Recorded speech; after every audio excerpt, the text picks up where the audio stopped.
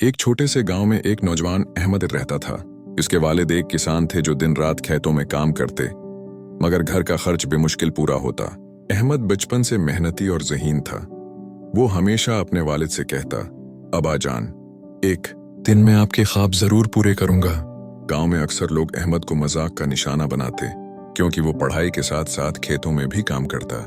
वो दिन भर मेहनत करता और रात को चिराग की रोशनी में पढ़ाई करता। अहमद का ख्वाब था कि वो एक दिन बड़ा इंजीनियर बने, ताकि अपने गांव के हालात बदल सके। लेकिन जिंदगी आसान न थी।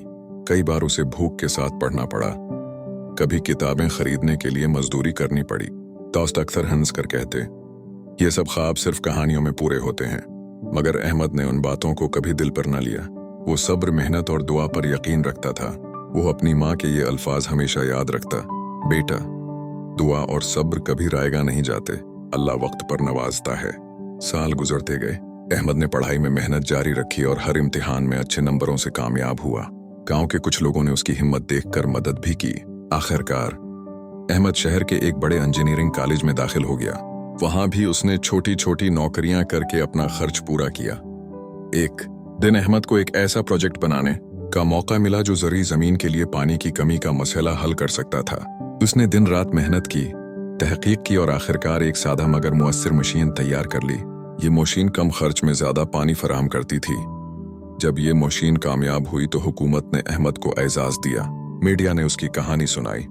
गांव के लोग जो पहले उस पर हंसते थे, आज फख्र से कहते थे, ये हमारा अहमद है, जिसने अपने सब्र और मेहनत से दुनिया को दिखाया कि ख्वाब हकीकत बन सकते हैं।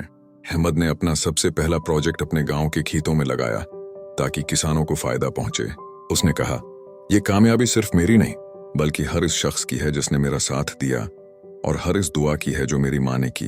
सबक ये कहानी हमें सिखाती है कि मुश्किलात हमेशा आती हैं, मगर जो इंसान सब्र और दुआ के साथ मेहनत करता है वो कभी नाकाम नहीं होता। दुनिया के मजाक वक्ती हैं, मगर इंसान की मुस्तकिल मेहनत ही उसकी असल पहचान बनती है।